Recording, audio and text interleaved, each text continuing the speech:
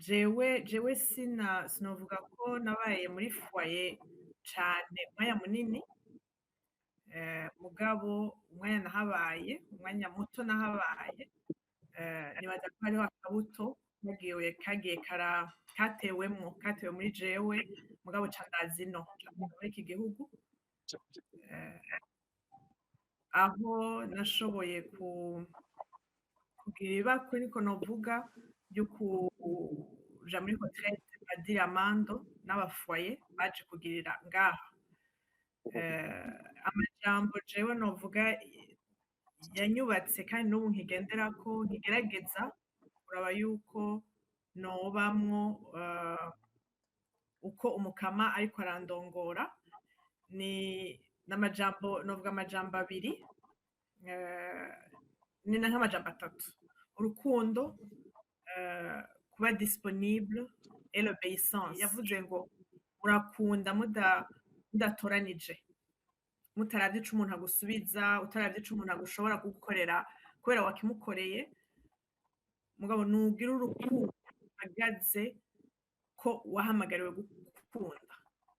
Hama la disponibilité nayo ni ikintu nakabuto padiri Amando vraiment novuga ntiyateye muri jewe, hama mutima mwanje ndagenda arakantahuzako kuba disponible aho ugiye, kukwitega ko Imana ishobora kugukenera aho uri hose. Hama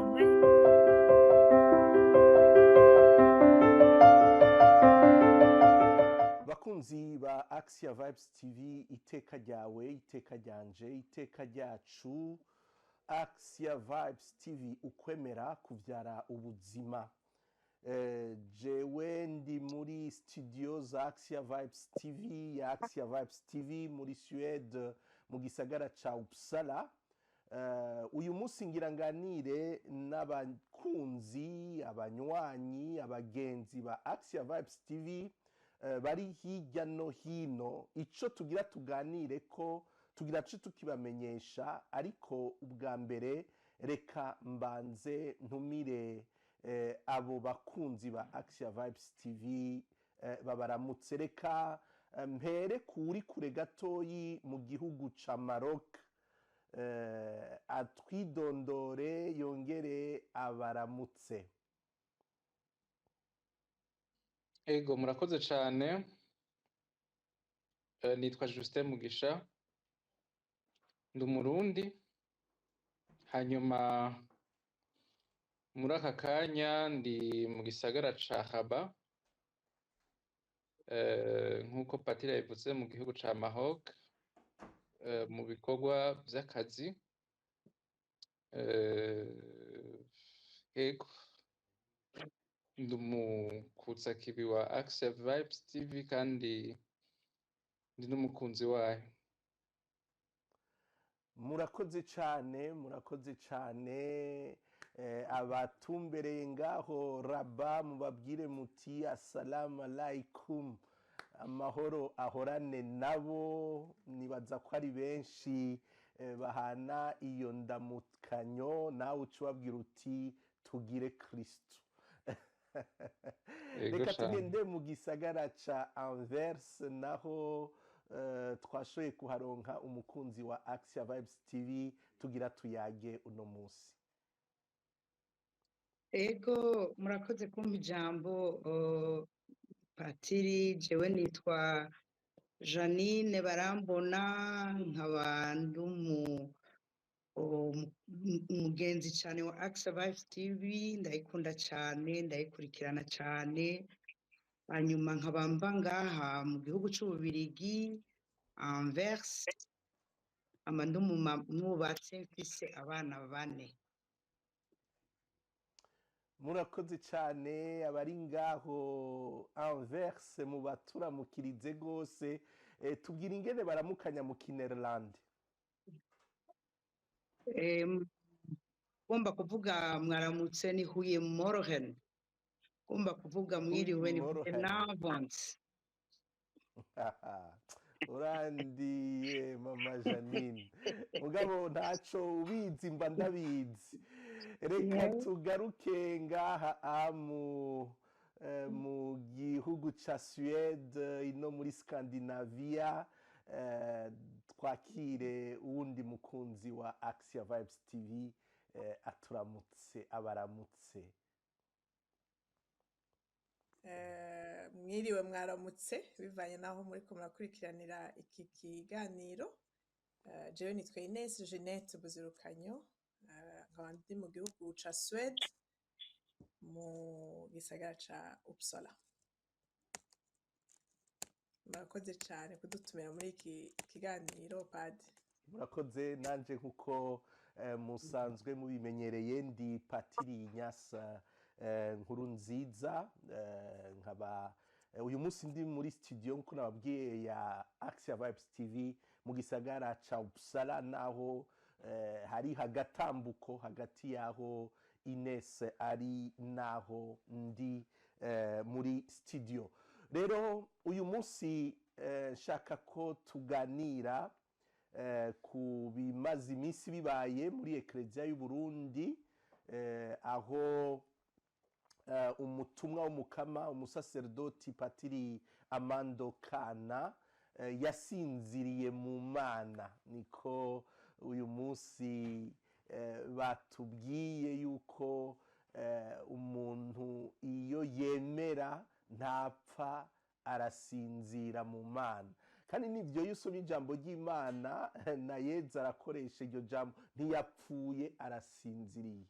Rero uyu munsi kumbure ntitugaruka cyane kuri ico ciyumviro, tuzoronka akaryo kugutumira abasaserdoti badufasha gutegera iyo mvugo, ariko ahanini kwari kugira ngo turabe ico ubutumwa bwa Foyer de Charité.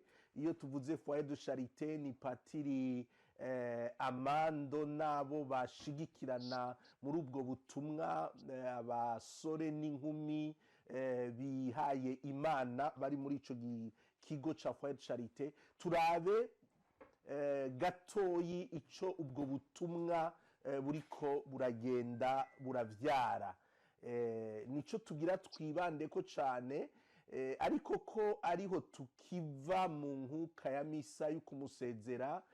Umengo Ines na Janine bashoboye kuyikurikira mw'ijambo rimwe canke amajambo abiri, ico muba mwasigaranye mu nkuka yaherejwe n'umwepiskopi mukuru wa diocese nkuru ya Bujumbura, Musenyeri Gervazi Banshimiyubusa, mu kigo ca Foyer de Charité. Kintu kimwe mw'ijambo rimwe c'amajambo abiri mwoba mwasigaranye, ijya nkuka yabasigaranye, bijya birori byo gushingurana iteka Patiri Amando byabasigaranye nikihe? Reka duhere hariya Anvers. Murakoze cyane Pati. Jewe nagize amahirwe yo gukurikirana imisa kuva itangura gushika imere nk'iyihera, ariko hanini ikintu cankoze ko ubutumwa bwarimwo, twumvise ko umusaserdoti wacu yashimikiye ko kubo bayaze bose ubwa mbere mu minsi iwe ya nyuma, numvise adutumirira gukundana cyane nk'uko Yezu Kristo yadukunze. Ico kintu mu cankoze kuko nk'uko gukundana cyane nk'uko Yezu Kristo yadukunze. Murakoze gose. Ines. Ego, je nanje nakuyemwo la consistance, ngira ukudahe umuntu il ne s'est pas lassé, yabaye consistant jusqu'à sa dernière minute mu gukunda Imana, mu gukurikirana Imana. Ego, atagenda arahindagurika. Kutumva yuko parce que des fois jewe niyo témoignage yavuyemo ko gukunda Imana, gukurikira Imana biroroshe kubivuga no kubikora, des fois quand ça bikoroheye, mugabo kutayiva, kudadehukirwa, voilà, kudadehukirwa, kurondera Imana, gukunda Imana, kuba disponible à l'esprit jusqu'à la dernière minute. Ego, guhozako kuguma Guhozako, ego guhozako. murakoze cyane ego nanje nibaza ko naje nashoboye kuba muri iyo nkuka ya misa wumvamwo ubuzima bw'Imana igihe iyo nkuka ikiraherezwa wumva ko hari Imana naho twari ko dusengera kure na kure wabona ko abantu batari mu birori kenshi inkuka z'imisa tugira duherereza abacu bashengeye usanga bamwe hariya bari mu nkuru abandi bari mu nkuru ariko wabona ko abantu batekanye kandi hari ugutekana kw'ijuru na jewe nari kure ku buryo iyo nkuka nayibayemwo nk'uri muri foyer de charité ego rero kumbura bariko baradukurikirana bazotubwira muri commentaire ingene nabo uyu munsi bawubayemwo nico basigaranye rero tuduge ku ijambo abariko baradukurikirana turi kuri Axia Vibes TV aho tugira tuganire na Justin ari Rabat muri Maroc Janine ari muri Anvers mu gisagara ca Anvers mu Bubirigi hanyuma kumwe na Ines ari hano mu gihugu ca Suède muri Uppsala tugira tuganire kuco ubutumwa bwa Foyer de Charité yari maze imyaka 25 ari patiri Amanda yibereye umuvyeyi père du foyer ico ubwo butumwa bwavyaye mu bukristo ico bwagiye burahindura mu bukristo tumaze indwi zibiri turi mu ntahe mu vyo yavuze mu vyo yakoze ariko ubukumbure tumere nk'abatangura guha ivyiyumviro abanditsi abazokwiyumvira dufatiye kuco ubutumwa bwa Foyer de Charité bwagiye burakora tutibagiye yuko Foyer de Charité ari kuva mu myaka 84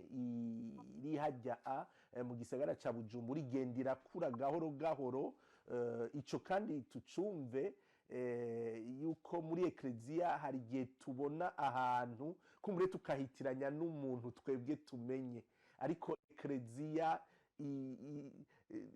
itangurira mu mutima w'Imana twese tukagenda turaduza ikivi patiri Amando yagiye kurongora foyer hari hamaze imyaka itari mike Musenyeri Ntagwarara Yohani yaragiye kurongora diocese ya Bubanza nagira mbere rero kuri iki ciyumviro ca mbere mbona kuko jewe natuye mu myaka y'2003 no kuvuga yuko foyer dusa n'abakuranye iki ciyumviro cyo kwinagura ni jambo ryazananye cane mu butumwa Foyer de Charité yaranguye hajya mu gisagara ca Bujumbura kwinagura biciye mu kuzirikana ijambo ry'Imana ku buryo budasanzwe ko kenshi iyo tuvuze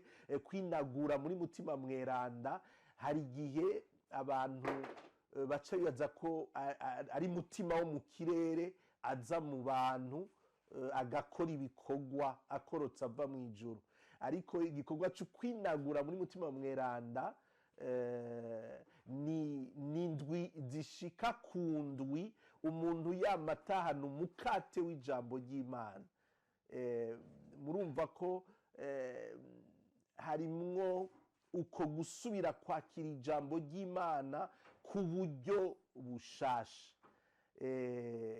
ico kintu nacumvise uno munsi bakigaruka ko ijambo ry'Imana ko mbere yoba asa n'uwararizi ku mutwe bisomwa bimwe bimwe yashobora kubisoma atarinze kuraba aho vyanditse urukundo rw'ijambo ry'Imana mu gufasha kunagura ukwemera kw'abakristo Justin ico ciyumviro wewe nk'umushakashatsi mu bijanye n'indero y'abana ico ciyumviro cyo gushimikira mu kunagura ukwemera kw'abantu ubasubije mw'ijambo ry'Imana baryisomere ricika umukate kuri bo wa buri munsi. Ico ciyumviro ukivuga kwikiga Justin? Urakoze cyane. Numva no bivuga mu ntambuko nka zibiri canke zitatu. Ubwa mbere ntuko iyo umuntu aje hanyuma akaza nk'umwigisha, twese twarigishijwe, hanyuma hariyo n'abigisha. Hari aho ubona yuko uyu afise ingene atanga, navuga nti ico yifuza gutanga nk'ubumenyi canke rero mpora ntangarira cane ingene umuntu aba azi ibintu ariko akamenya n'ingene abitanga. Rero mpora mfata yuko ubwa mbere ico ari ingabire y'Imana, haba uriko arigisha ivyigwa vy'ubwenge canke ivyigwa twovuga nti les sciences, nk'uko umuntu aba ariko arazikurikira hirya no hino. Numva rero iyo uriko urumviriza inyigisho yiwe yari ifise akanovera katari uko umuntu aba yabiteguye gusa, katari uko umuntu aba yabirondeye gusa, mugabo yabitangana umutima yiyumviriye abantu aza kubiha. Kuko muri foyer de charité benshi barabizi, hagendera imigwi myinshi.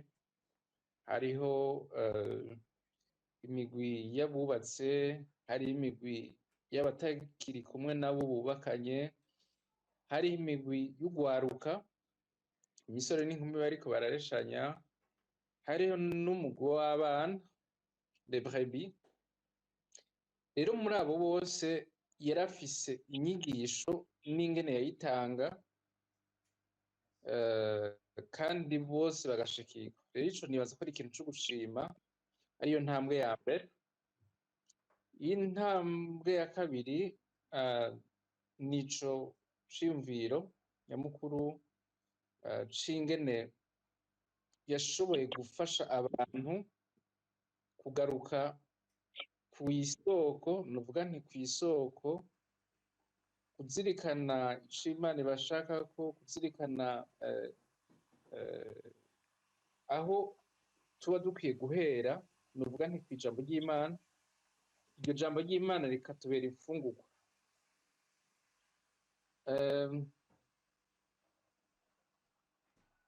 Burya iyo umuntu aba ari nuvuga nti ahantu atazi ibintu bihagenga,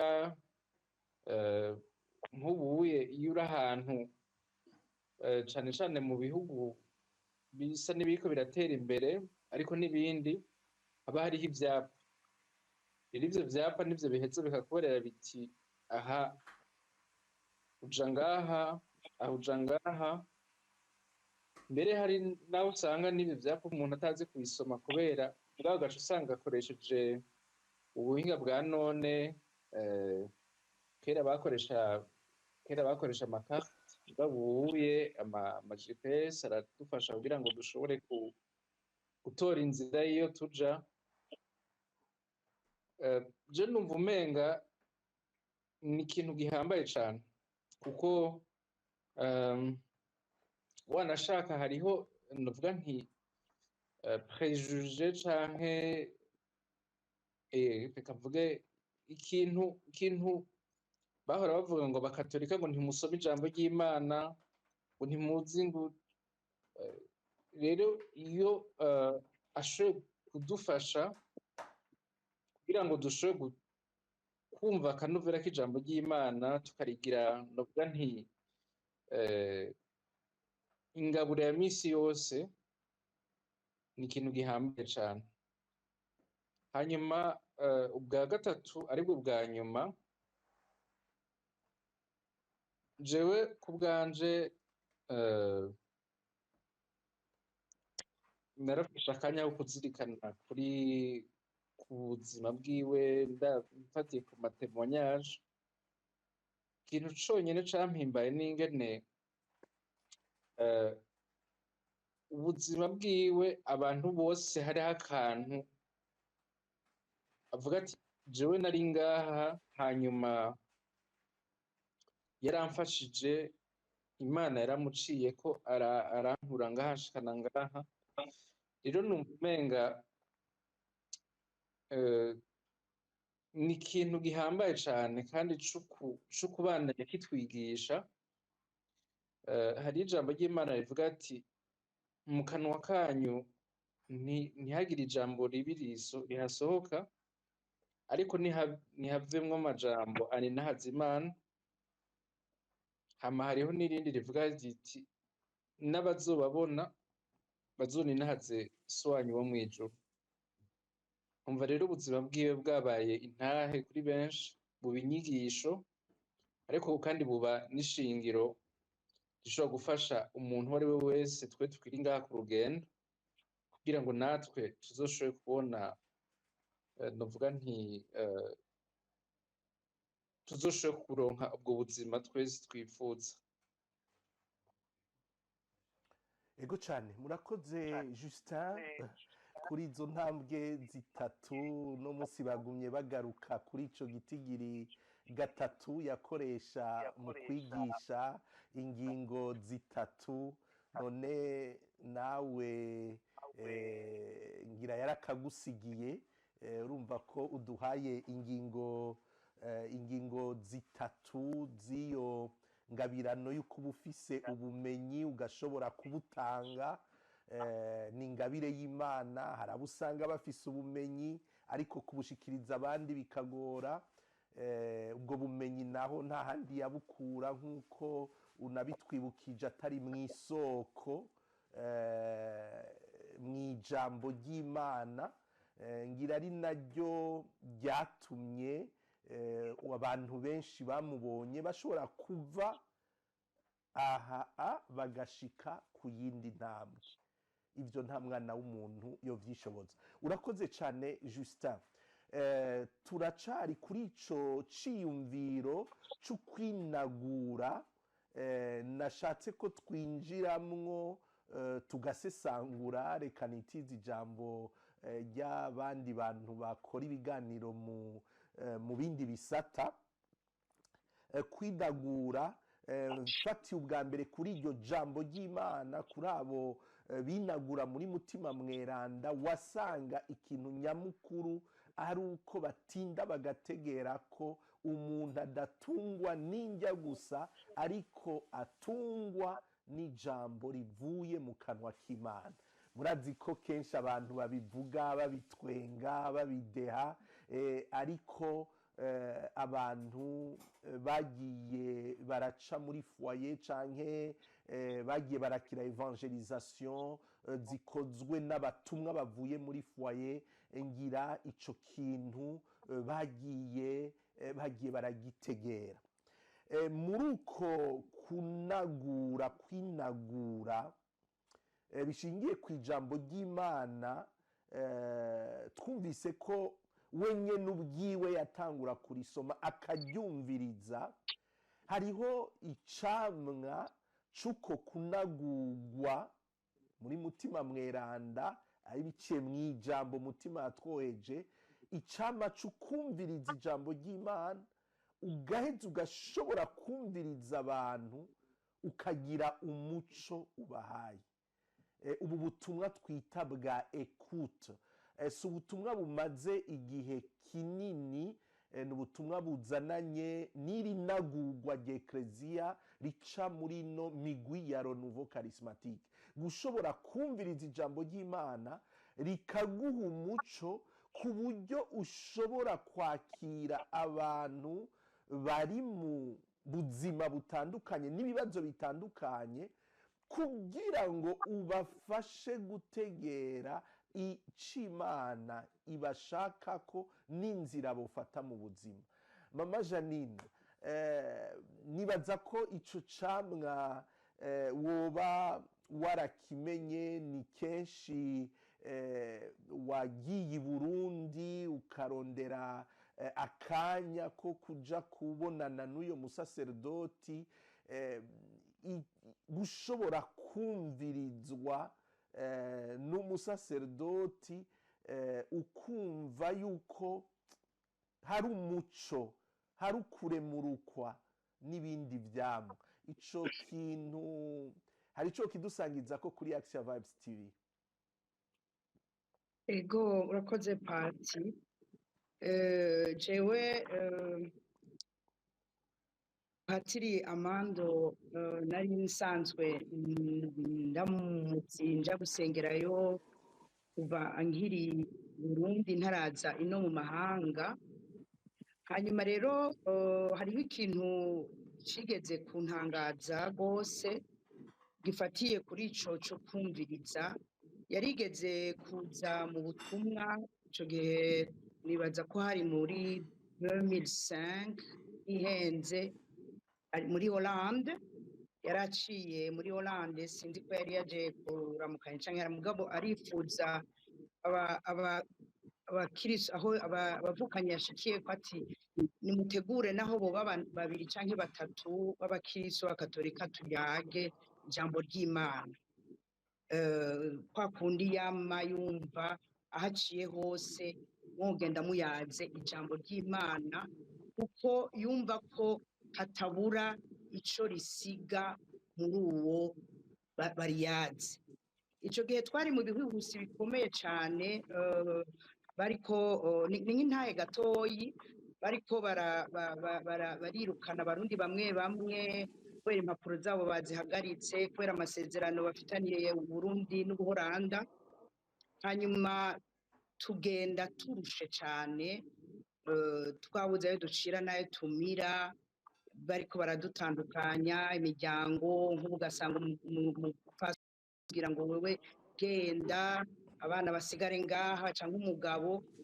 Hanyuma turagenda tumusanga ahantu yariko aragirira inyigisho, hanyuma aratwigisha ijambo ry'Imana rihagaze ku mwizero. Mu nyuma yaragivuze ati uwumva afise ico ashaka ko yaga yoza akambwira. Urumva ico gihe twaragiye umwe wese bakayaga. Rero ikintu catumye ndamutangarira cyane nuko nagiye kumubwira ko naje nari mu bibazo nk'ivyo by'uko ntegerezwa gusubira mu Burundi nsize abana n'umushinga ntahe. Acarambarira ngo umve rero ngo niwasubira kuja kuburana ngo nuguhagarara ngo kwijambo ry'Imana, ngo nukuvuga yuko nta muntu numwe afise uburenganzira bwo gutandukanya imiryango, ngo kandi ntuzugire ubwoba, ngo uze wame ubabwira iyo kaya wisigure udatinya kuko uzoba uri kumwe n'Imana. Imana izoba iguhagarariye, Yezu ntazokuvirira, ariko uzokwama imisi yose umutumira igihe cyose baguhamagaye kuburana mugende mujanye. Urumva ukuntu yaba ariko arabikubwira, navuye iruhande yiwe nkumva ndemurukiwe, numva ko hari ikintu kimvuyeko, kandi uko yabimpanuye niko nabigize, kandi n'ukuri byahavuye bigenda neza, baraturegerariza. Ivyo rero byampaye kwama numva ko hamwe nciye i Burundi yaragorana, ntibyakunda kenshi ko umubona, mugabo kanya kose wamurondera kubwira ati ntaco, uraza gusubira kundondera aka kanya, uraza kuri foyer de charité ngaho urindire. Ivyo rero sinza kubura umwanya namutoye ko tuyaga, akakumviriza akagusengera akaguma ahagarara ku ijambo ry'Imana ukamenga nyene ararigushizemwo ukumva umenga ni ijambo umenga ni umunsi wa mbere wumvise iryo jambo ry'Imana kandi nka twebwe turi hanze yaguma avuga ngo mwebwe abantu bo hanze ngo muriruka ngo ntimumenye niyo muhereza ngo za murahagarara ngo muhakanya ngo ko gusenga ngo mwigisha abana banyu gusenga ngo naho yobe minota 5 ngo mukoranye abana ngo mwige gusenga ngo mugiraga ngo agasengero ko mu nzu ngo naho muvuga ko atabapatiri mufise ngo ndavyumva ngo mugabo muhira namwe bwe mwarabatijwe murabishoboye muze murugurura ijambo ry'Imana ngo ribabere imfungurwa akabikushyiramwo akabigusigurira ukumva ugiye uremye ati kandi ibi rero ndakubwiye ntibiherere ngaha ubishire n'abo wasize hariya icyo kintu rero narakimubonye ko yitwararika ukumva umenga ibyo afise muri we mu mushaha wiwe yobiguha nawe wenyene ukabitwara ukabisangiza abandi akumva yuko ariko kanyamuneza kiwe ko twese duhagarara ku ijambo ry'Imana tukarigendera tugatumira Yezu tukabana mu mitima yacu icyo kintu narakimutangarira ko gose kandi umuntu wese mwavugana yaciye kumuraba muri twebwe tuba hanze yama kubwira muri iyo ntumbero ugiye kumuraba amwumviriza akamuha umwanya kandi akamutekerera ijambo ry'Imana azogenderako muri ibi bihugu tubamo tugire Kristo.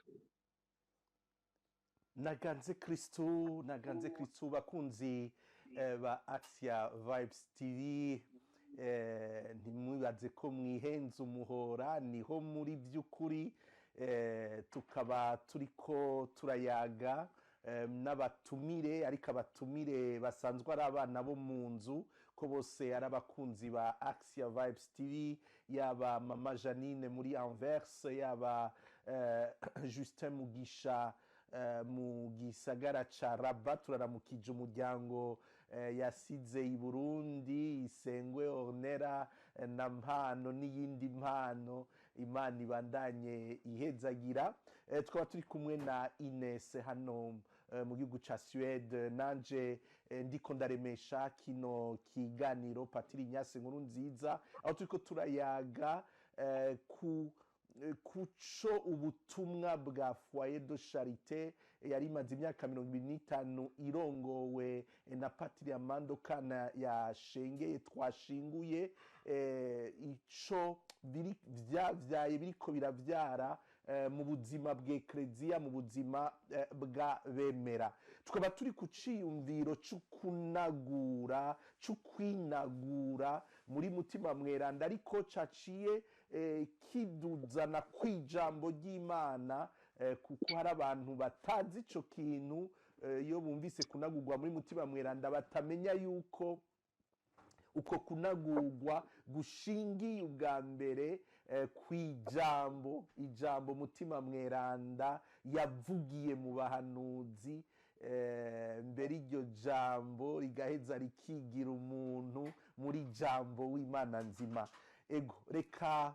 sindabigumishe tugume kuri iki ciyumviro c'uno munsi hanyuma muri uko kunagurwa mu kumviriza iryo jambo iyo ngabirano y'ukumviriza ni ingabirano abakristu benshi n'abatari abakristu babonye kuri uyo musaserdoti muri iki gihe nk'uko Mama Janine abitubwiye turi mu isi yiruka mbere hari n'ibyiyumviro bitwibutsa tutirutse n'akazi kawe nta uzomenya ingene ubaho bizoba bigupfanye ariko hakaba uyo mutumwa w'Imana avuga ati hagarara wiyumvire wumvirize Imana uhoraho kugira ngo nawe ushobore kumviriza abandi ugira ico ubahaye rero iyo ngabirano y'ukumviriza irafatanye cyane n'ukunagurwa kumviriza Imana kumviriza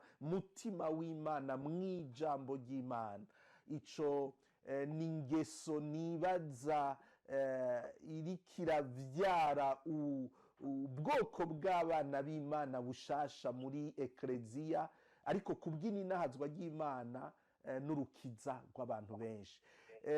Kuri ico ciyumviro c'ukunagurwa muri mutima mweranda, umuntu amaze kumviriza ijambo ry'Imana rikamunyura, turabona icamwa c'ukuja kurimenyesha cagaragaye cane.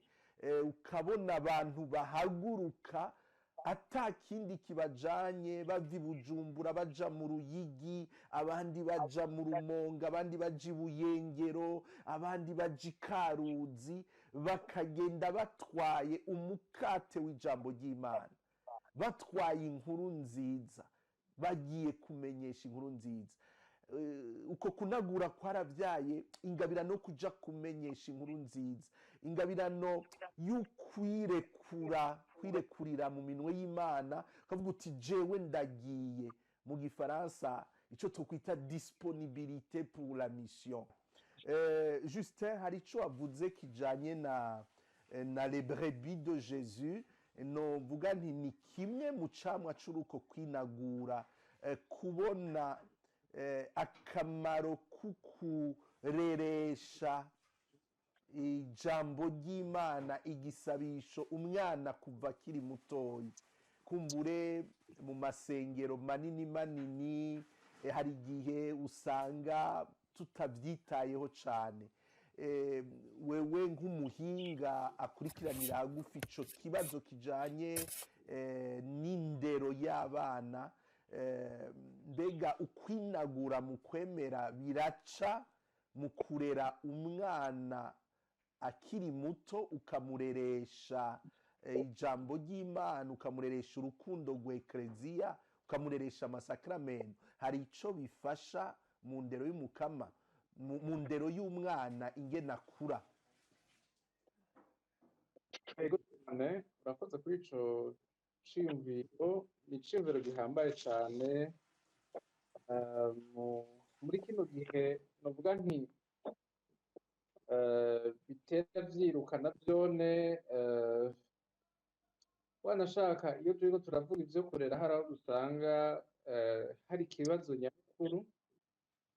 Ikibazo nyamukuru gifatiye kuri mbega uwo mwanya wo kumenya ivyo abana babayemwo, uwo mwanya wo kumenya ico abana bakeneye, twokurahe muri buno buzima bugoye kandi buzimvye. Rero jewe mfata yuko ico ikintu co kunagurwa, hanyuma tukashobora kwakira iyo ngabire, novuga nti y'ijambo ry'Imana ikaba mu buzima bwacu. Ubwa mbere na mbere idufasha guhinduka, ntitube tukiri ba bandi, kuko hariho akaririmbo baravuga bati kera narasambana, kera naraboregwa, kera narabesha n'ibindi. Ariko iyo ugiye muri ubwo buzima bushasha bwo kunagurwa, hanyuma vy'ukuri ukakira iyo nkuru nziza, hari ibintu bihinduka. Ica mbere rero novuga nti abana barakeneye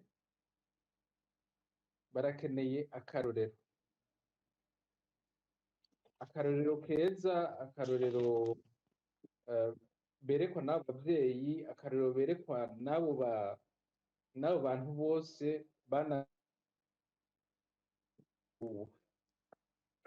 muri ico gihe. Rero iyo abo bavyeyi bashoboye kuronka ako kanya, bashoboye kuronka ako karyo kukwereka abana babo akarorero keza, biraheza bikabafasha kugira ngo abo bana babo barabireko akarorero.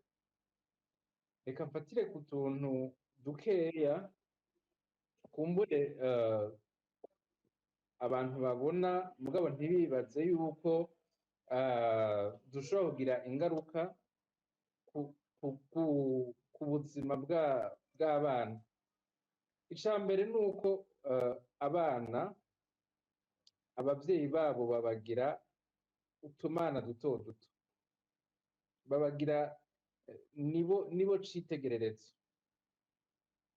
Rero nk'iyo umwana akurire mu muryango ukundana, bayaga, bashira hamwe, basangira akabisi n'agahiye, iyo habaye ukutumvikana bamenye ingene babitorera umuti, uwo mwana aba afise novuga nti ishingiro, aba afise umushinge umutuma ashobora gukura, ariko kandi agakura ari umuntu yuzuye. Ica kabiri naco nuko kijanye n'ico, nuko burya iyo umuntu ahinduye ubuzima akava mu vyo yari arimwo, araheza akagira des priorités. Hanyuma nk'uko nari nabivuze mu ntango, ubutumwa bwa foyer de charité bwarakira imigwi itandukanye, hariho abavyeyi, harimwo abapfakazi n'abapfakare, ariko kandi yarakira imisore n'inkumi. Abo bose hariho novuga nti inyigisho zibagenewe. Novuga nk'ubu nk'akarorero nk'iki gihe turimo ca iyi minsi ya foyer de charité bambe ya Saint Valentin, barafata umwanya wo kubigisha icari c'urukundo. Hama urwo rukundo ntirwagarukira gusa kuri abo bantu babiri, rwaragarukira no kuba bari hafi. Hanyuma rero abo bana iyo baba bafise amahirwe yo kubona bagifise abavyeyi babiri, barabarabirako akarorero. Hanyuma rero ako karorero burya nta kintu novuga nti gituma uno munsi turiko turumva hirya no hino ingo zisambuka, izindi zitagenda neza, ni kubera hariho novuga nti uku kuntu abana bataye repère, sinumva ingene nokivuga, ntibagifise icitegererezo. Rero iyo babonye abavyeyi babo bakundana, bakabona ingene urugo rwabo ruriko ruragenda, baravuga ati nanje ndifuza kuzoronka umugabo ameze nka papa, ndifuza kuzoronka ari umuhungu akavuga ati ndifuza kuzokubakana n'umugore ameze nka mama. Icanyuma arico gihambaye nashaka gushimikirako, ariko isa n'usozera, nuko umwana umuvyeyi aramuhara ati iki ni kibi, iki ni ciza. Ariko burya iyo umwana umubwiye ikintu ukamubwira uti iki kintu si kibi gusa, ariko iyo ndiko ndakikubwira nohava asanga nanje ndabivuze kutariko, kuko nanje ndafise uwandemye, ndafise aho nshingiye, ndafise aho nabikuye, ndafise uwanyigishije, hanyuma akamwereka iyo mana. Ibisigaye aya amabwirizwa n'ijambo ry'Imana, umwana araheza akaryakira, ariko akaryakira yarironse nk'iragi yahawe n'umuvyeyi. Mugabo umuvyeyi nawe akamubwira ati ingo ndagutware tugende muri novuga nti aho navomye nanje. Rero ico nta kintu gihambaye yuko umwana wenyene akura aza ati hejuru y'ubuzima bwanje, hejuru y'ivyo ndimwo hari Imana iriko inkunda. Kuko urumva abavyeyi uko turi, kumbure haba tudakunda abana uko vyategerezwa, kuko urumva natwe twakomerekejwe n'ibi, twakomerekejwe na biriya. Ariko ugize novuga ntiyo ntambuko ukamujana kuri ya Mana idukunda urukundo inconditionnel, urukundo rudafatiye kuco turi, kuco dukora, araheza akagira experience yiwe, hanyuma nawe ukabandanya muherekeza muri ca gisabisho, muri no muri twa dukorwa duto duto, nk'akarorero abana umuntu akabigisha kuraba abagowe, abagwayi, abantu bose bari mu bihe novuga nti baba babikeneye.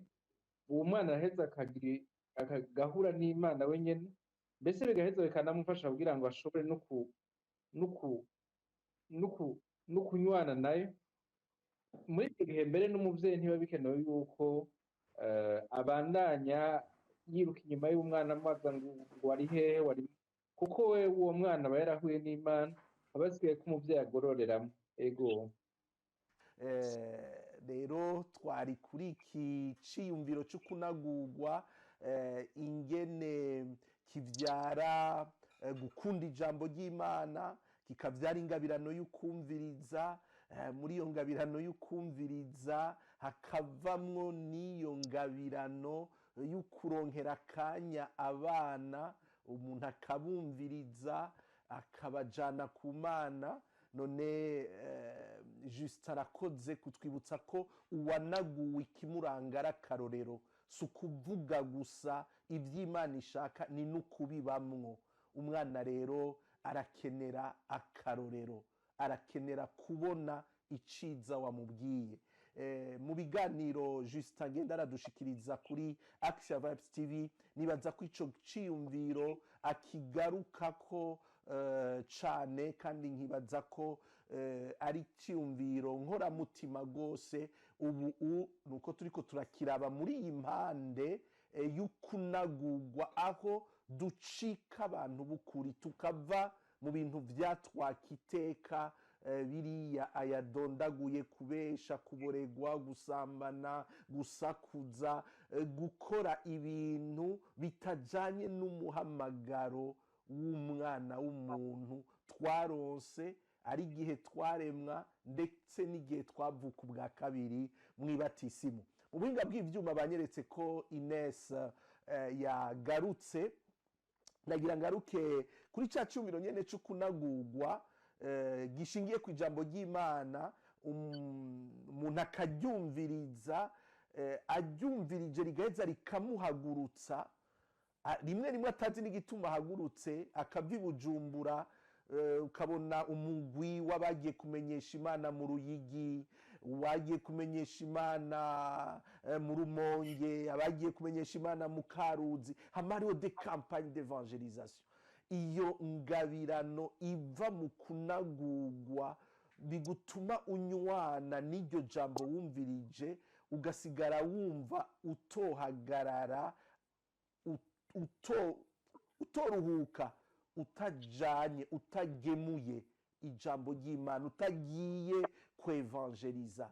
Ibyo navyo bigasaba ya disponibilité, kwama wirekurira mu ishaka ry'Imana. Ines, waraciye muri foyer ukiri muto, uragenda ukurana nayo, n'ubu uri mu bijanye na evangelisation.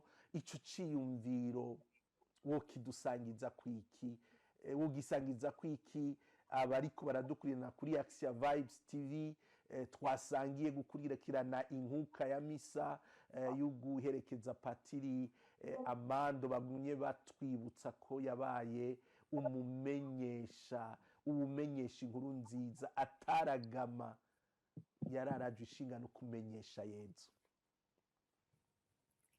Murakoze cyane, mbabarire ivyuma byo byagoranye. Jewe sinovuga ko nabaye muri foyer cane umwanya munini, mugabo umwanya nahabaye, umwanya muto nahabaye, nibaza ko hariho akabuto kagiye katewe muri jewe, mugabo ca ndazino muri iki gihugu, aho nashoboye kugira ibakwe, niko novuga, ryo kuja muri retraite Padiri Amando n'abafoyer baje kugirira ngaha. Amajambo jewe novuga yanyubatse, kandi n'ubu nkigenderako, nkigerageza kuraba yuko nobamwo uko umukama ariko arandongora. Ni n'amajambo, novuga amajambo abiri, ni nk'amajambo atatu: urukundo, kuba disponible, et l'obéissance. Urukundo, kumviriza, kuba gutanga novuga kuba aho umukama kwitega no kwitega no kwitega ko umukama aho ariho hose ashobora kugukenera bidakenewe kuba uri mu isengero bidakenewe kuba wagiye muri retraite bidakenewe kuba wicaranye n'abapadiri canke naho musangira ijambo ry'Imana mugabo aho uri hose ni ukuvuga uri muri bus uri kuganira n'abagenzi wagiye kuramukanya aho ariho hose kwitega ko umukama ashobora kudodora umukama ashobora kugukenera hama ikindi kunyaragasa umukama agukeneye umukama akweretse igikenewe akweretse aho ukenewe kunyaragasa utabanje gutahura igituma utabanje gutahura aho ico kintu co kizotanga utabanje gutangwa kwiyumvira ati mbega ibintu ndabishoboye ibintu ntibishobora kuntwara umwanya ntibishobora ese biraja mu buzima bwanje ndashobora kubishira mu buzima bwanje n'umwanya wanje muto mfise je novuga ko ivyo bitatu urukundo rudahagaze ku vyo umuntu afise bitahagaze ku vyo ushoboye uno musi bagisubiyemo cane bavuga ngo umupadiri wacu yadusigiye yavuze ngo urakunda mudatoranije mutaravye ico umuntu agusubiza utaravye ico umuntu agushobora kugukorera kubera wakimukoreye mugabo nugira urukundo agaze ko wahamagariwe gukunda hama la disponibilité nayo ni ikintu nakawuto padiri Amando vraiment novuga ntiyateye muri jewe hama mutima mwenda ndagenda akantahuza ko kuba disponible aho ugiye kukwitega kw'Imana ishobora kugukenera aho uri hose hama mu mwanya igukenereyeko nyaragasa hama ibisigaye urabimenyera mu nzira ibisigaye urabimenya washitse iyo ugiye kuko kenshi nsubiye inyuma nibaze ko hari igihe wasanga nibaza ati none nkaha iki kintu ngiye mu bisanzwe mugabo ko umuntu akura nasanze niko mutima mweranda agenda aratsimbataza ijambo ryavuzwe ushobora kuba utibuka iyo ryavuye ushobora kuba utibuka ingene warironse mugabo akagenda aratsimbataza rero biroroshe cane k'umuntu biroroshe ko jewe nokora ivyo nshoboye mu mwanya muto wanje nshoboye mu mwanya muto wanje mfise mugabo ico uyu munsi wanyibukije nico ko mpamagariwe jewe mpamagariwe kunyaragasa mpamagariwe kwitega kwama niteze ko aho ariho hose naho noba nicaye muri toilette naho noba nicaranye n'abantu aho ariho hose umukama ashobora kudodora umukama ashobora kunkenera murakoze cyane murakoze ibyo byumviro birajanye na evangelisation kwama witeze ijwi ry'umukama riguhamagara samweli muri iki gihe rero ego igoye kuvuga kuko iyo umuntu yamaze guca ubwenge akiga ibyigwa bitandukanye hari ibintu byinshi byotuma umuntu inyishu ya mbere iba neyi oya ariko icamwa c'ukunagurwa muri mutima mweranda nuko ijwi rizananye ekleziya ubwa mbere ari ukuryorohera niyo umuntu abajije akagira kumwe kwa Bikira Mariya atakudadaza kurimwo ico cyumviro rero ni cyumviro gikomeye gose nibaza ko kizogenda catangwe kugenda kirahindura ubuzima bw'abakristu batari bake muri ekleziya kuvyerekeye ubugamburutsi kuvyerekeye korohera ubutumwa kuko si ikintu coroshe si ikintu umuntu ashobora kwiha kunagurwa bivyara urwo rukundo rwa evangelisation turi kuri Action Vibes TV mbega ubutumwa bwa Foyer de Charité ubutumwa foyer de charité yarangwe muri iyi myaka yari imaze irongo isukurirwa na Patiramando yarengutse Bukama. Ubutumwa bwayo bwa foyer de charité buriko burahindura iki mu buzima bw'Ekleziya, mu buzima bw'abakristu? Nico ciyumviro tuko turaganira ko na bano batumire Mama Janine Anvers mu Bubirigi, Justin hariya Rabat muri Maroc, hamwe na Ines hano mu gihugu ca Suède. Rero akanya hano kuri no televiziyo baduha kariko karagenda kaduherana, ngira gusa baranyongera iminota mikeyi kuko mfise abatumire benshi, ariko gira tuborohereze namwe mutwumviriza, ntituza kurenza urugero turiko turagenda tugana umusozo. Murumva gusa ko twafashe iciyumviro c'ukunagurwa. Muri no minsi tuzogaruka ku vyiyumviro biva kuri uko kunagurwa, ko ari igihe twumva kunagurwa tugafata nk'akantu mengo n'akantu kagezweho, ariko indani harimwo ivyiyumviro mwumva vy'ijambo ry'Imana, harimwo kumenya kumviriza, gufata akanya, guhagarara muri no si yiruka, kumenya guha umwanya abatuzeye kw'akarorero, abadufata nk'icitegerezo ubwa mbere abana, kumenya kwama witeze ijwi ry'Umukama kandi ukarigamburukira n'urukundo rutagabanije. Ngivyo ivyiyumviro abatumire bacu bariko baradufasha kwakira. Muri uko kunagurwa muri Mutima Mweranda biciye mu kwakira jambo mw'ijambo ryiwe, vyaravyaye urukundo rw'Ekleziya rudasanzwe, ku buryo inyuma y'inagurwa ry'ubukristu ubona yuko mu mahanga kuva mu myaka y'ibihumbi 2000 hariko haraba ubundi bwoko bwa diaspora rukristu, abantu baba mu mahanga iyo bavuga ko ivy'Imana babishize iruhande cyangwa umuntu ahamagariwe kubibamwe mu cumba ciwe gusa, ugasanga hariho abakiriye iryo jambo rirabanyura ku buryo bashika muri ano mahanga yo mu Bubirigi, yo muri Amerika, bakaguma muri urwo rukundo rw'Imana, muri urwo rukundo rw'Ekleziya. Uku kunagurwa rero n'Umutima Mweranda kwaratweretse abapapa bamama batangura gusenga imisa zo hagati mu ndwi, hajya mu gisagara kera imbere y'imyaka ibihumbi 2000 zaba zigaragara ubwo nyene. Abantu batanguye kunagurwa, urabona ko abantu batanguye kwegera Ukaristiya no hagati mu ndwi, kwegera penetensiya n'ayandi masakramento, gutangura gukunda Ekleziya, kumva ko Ekleziya atari ya papa, atari y'abapatiri, gutangura kuyitangirira. Mbere no muri ryashikanwa yitwa icicumi, ni inyigisho yahawe cane abemeye kuza kwakira Imana biciye mu ijambo ryayo.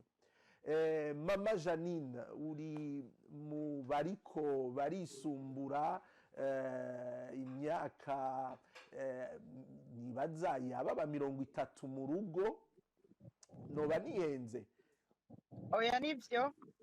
Ego, uri hano, ico ciyumviro c'ukunagurwa mu gusenga cavyaye abantu bakunda Ekleziya, abantu bayitangira no mu buryo bakumva yuko ari gwabo. Umuntu agahaguruka akaja muri Terre Sainte Yeruzalemu, agafata itika akaja i Lourdes. Ni ibintu tubona uyu munsi tukibaza ko vyamyeho. Umuntu akarondera kugaburira umutima wiwe, iruhande yaho umuntu agaterera Ekleziya, paruwasi abayemwo, agaterera ubutumwa. Mama Janine, urwo rukundo rw'Ekleziya urarubona? Nibaza ko naho umuntu ativuga ako gasase nawe w'umuntu ashobora kukakubona ko, mugabo cane cane aho uherereye. Ego, tugire Kristu. Naganze Kristu. nk'uko mubivuze jewe nk'ubu ndavye aho ndimenga ibirere ntimeze neza mugabo nizere ko muriko muranyumva. ego turakumva neza. Ego aho mperereye ndavye simaze imyaka mike mba ngaha i Burayi, ndamaze imyaka irenga 20, ariko rero ndavye tugishika ukuntu wasanga cane cane twebwe abakristu b'abakatolika umenga turi udupfuvyi, ntitugire aho dushobora gusengera, cane cane nka twe twaba twashikiye nko mu bihugu bivuga urundi rurimi atari igifaransa. Hanyuma rero ukaraba nk'abakatolika benshi bagaca bahurumbira ayo ma eglise y'abavukanyi bacu b'abaprotestanti, kuko bobo aho bashitse uwo ari we wese ashobora kugurura isengero. Hanyuma ugasanga rero ho kugira ngo bagume mu nzu badasenga, ugasanga baguma bahurumbira ayo mahwaniro, bakatinda bagahindura, bamwe washaka ugasanga baragiye no kubatizwa, mugabo ukabona bake baguma bagira bati naho vyogenda gute sinohemukira Ecclesia Katolika yanyibarutse, sinohemukira ibatisimu, amasakaramentu naronse agacanwa kakagumamwo buhoro buhoro. Ubu rero iyo ndiko ndakompara iyo myaka ya kera n'ubu, ndabona ingene ubu vyahindutse gose n'ukuri. Abakristu b'abakatolika mu bihugu byinshi byo ngaha i Burayi cane cane hamperereye ari benshi cane basubiye mu muryango wacu mweranda wa Ecclesia Gatolika, cane cane kubera iki dusubiye muri izo nyigisho za Patiri Amando muhisi Amando umupatiri wacu yaragerageje gukurikirana abakristu ahaciye nko ngaha mu Bubiligi, agasimba muri Hollande, ugasanga harabaye akanwayo gatoyi, 3 4 bakaza barorganiza groupe de prière buhoro buhoro, bagaza barorganiza guhura, gutumira umusaserdoti. Ntivyoroha kuko urumva abasaserdoti b'abarundi ntibatworohera kuronka, mugabo ukabona n'ukuri ko aho aciye ubona kumenga hariho ukudomeka bushasha, hariho mutima mweranda umenga aravyutse mu bakristu. Ivyo rero byaratumye abakristu b'abakatolika buhoro buhoro basubira kuza baranwana, duhurira mu gisabisho. Ubu rero si n'abakristo b'abakatolika b'abarundi gusa n'abanyarwanda, ndazi ko ubuhinga bwa Zoom aho butanguriye kuza bya WhatsApp, kenshi warumva nk'abavukanyi b'abanyarwanda batumiye patiri ariko arabigisha, Patiri Amando, cyangwa ukaza wumva n'abandi bariko barigisha. Ivyo rero byarakabuye cane gose ukwemera kw'abakristo b'abakatolika, bihera mu bakuze, biriko biraza mu miryango. Jewe nk'ahantu mperereye, iyo ngiye mu misa ya Bruxelles, isengero abarundi barayuzura gushika naho bashika hanze. Haratanguye kuvyuka amagroupe ya louange bahura, abandi mu magroupe de prière bakaza bararondera bigoranye. N'ubu butumwa bw'abasenga mu Kirundi no mu Kinyarwanda duhura rimwe mu ndwi kuri Zoom, muri louange, mu butumwa nka bene ubwo bwarakabuye cyane aha muri diaspora, aha mu Bubiligi, aha muri Hollande. Hakaba amapererinage, tugahurira bane, ugasanga baravugana buhoro buhoro, umwe uwazi n'uwundi, tugahurira Lourdes.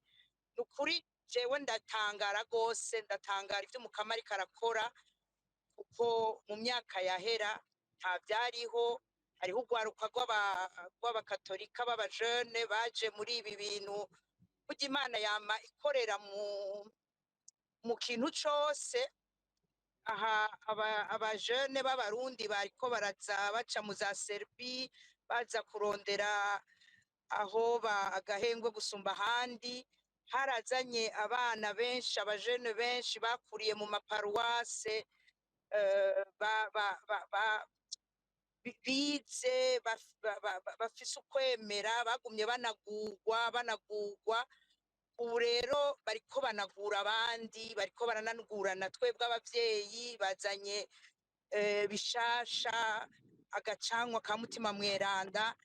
Nukuri ni ibintu biteye igomwe, ibintu vyo kubandanya dufukamira kugira ngo ntibisubire nyuma, ahubwo bibandanye bitera imbere. Tugira Kristo. Naganze Kristo nico cyumviro nyene turimwo. Ubutumwa bwa foyer hariho agatara bwadometse, uvuga ko n'abandi batakoze ubutumwa, ariko hariho agatara bwadometse ku buryo hariho ikintu kiriko kiragenda gihinduka. Abashakashatsi bazogenda barabizirikana ko, babiganira ko, bamwe bamwe mu bisata by'ukwemera barimwo, kugira ngo iki gikorwa giherekezwe. Ntawe umenya iyo Mutima Mweranda ashikana ibintu, ariko muri iki kiganiro tugize vuba na vuba tugeza kumushingura, kwari kugira ngo tumere nk'aberekana yuko ego Mutima Mweranda ari ku kivi.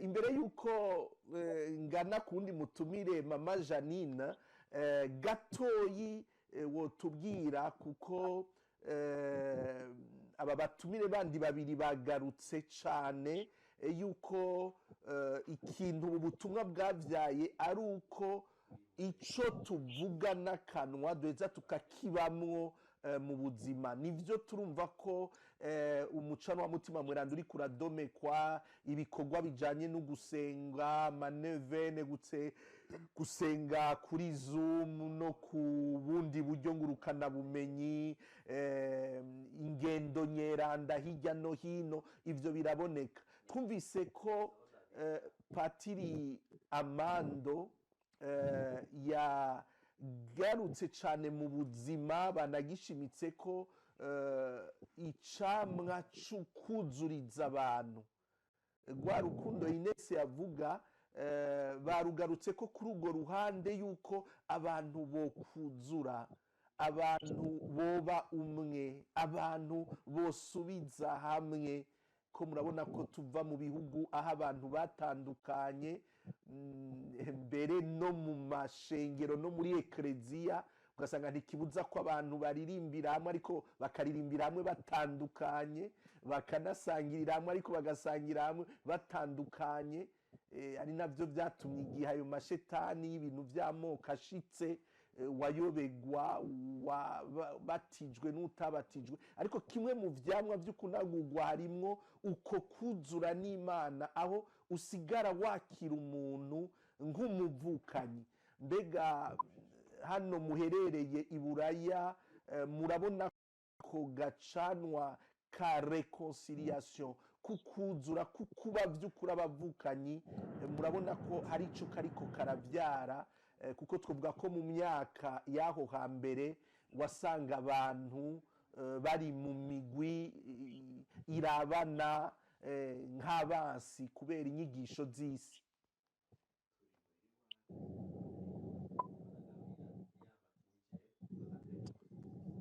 Sinzi ko Mama Janine yanyumvise. Ego nabumvise Pati.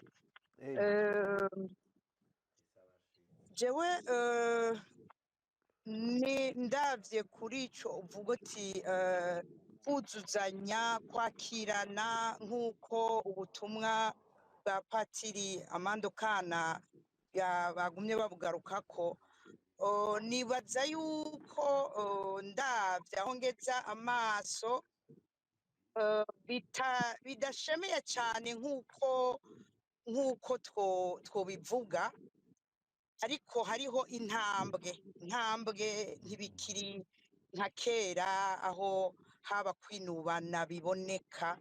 Ubukumbure birashobora kuba mu mitima canke kutegerana kubera gutinyana, ibikomere kutizerana, byo muri kahise. nk'ibikomere byo muri kahise. Mugabo jewe ndabiravye hanini uko numvise abafoye babisubiyemwo, intama zose zirakenera umwungere, umuryango urakenera abavyeyi. Urumva ko nka Patiri Amando basubiye bakavuga bati yaratubera umuvyeyi akadufata twese co kimwe atawakumira umwe wese, gushikaho urumva mu mvugo no mu ngiro yiwe usanga nabo vyarabamwengetereye bagasigara bari umwe. Mu ijambo ryiwe, ijambo yatanga ry'umukama, ijambo ry'Imana, ukuntu yarishimangira akongera akarigendera, akongera akabafasha kuri nabo nyene kurishira mu ngiro, byahavuye bibyara muri bo urukundo rubajana mu bumwe nk'abakristu, nk'abana umuvyeyi umwe, Imana yacu. Twebwe rero Patiri, nta muvyeyi tugira, turafise umukama wacu, mugabo ntituraronka umusaserdoti bariho, bari mu butumwa butandukanye, sinoja kuvuga ngo baradutererana, nabo baba bazanywe n'ibindi, baba bari mu butumwa butandukanye. Paruwase ngaha jewe ndavye nko ngaha mu Bubirigi urasanga paruwase umupatiri afise nk'amaparuwase 4-5, aho mvuga n'abandi bapatiri basanzwe. Ariko nka twebwe abarundi nukuri habuze twogira umwungere, umuntu atwitwararika, umuntu uragira akamenya ko hariho watashe n'utatashe, akaduhimiriza urukundo, kwakirana, kurabana. Nibyo koba ari nk'ugushira agati mu ntozi, byonyaruka kuko ndavye mu gihe cahera naho turiko turaja, naho tugisanzaye, turi communauté itari organize, bamwe bose mu buntu bwabo, tubuze umwungere. Borogira Imana tukaronka umwungere, na twebwe ubwo butumwa Patiri Amando yasize aduhaye nta nkeka ko twobushikako, tukagira urukundo, tugakundana nk'uko Imana yadukunze, kandi tukagira rwa rukundo rutagira uburyarya, tugire Kristo. Naganze Kristo, nibaza kwica ari camwa c'ubu butumwa, ni camwa c'ubu butumwa kumbura aho hambere ntivyari bikenewe, ariko uyu munsi ubwo butumwa bwarabyaye intama zinyotewe ubumwe, zinyotewe urukundo, zinyotewe kuba ubusho bumwe. Nibaza rero yuko Mutima Mweranda afise ukuntu agenda arakora, aca no kuri ibiganiro turiko turagira, agashikira abo mukama yaragije Eklezia, kugira ngo ego ivyo Mutima agenda arabiba bironka abafasha umukama kugenda baravomera. Rero urakoze gose, uti intambwe irahari ariko urugendo ruracari runiniya. Hanyuma kandi harakenewe abatumwa bataba babangikanije, abatumwa baba bari muri ubwo butumwa bw'ukwegeranya. Ubona ko ngaha n'ukwegeranya bitoroha cyane kuko dusanzaye. Ububirigi nivyo n'agahugu gatoya, ariko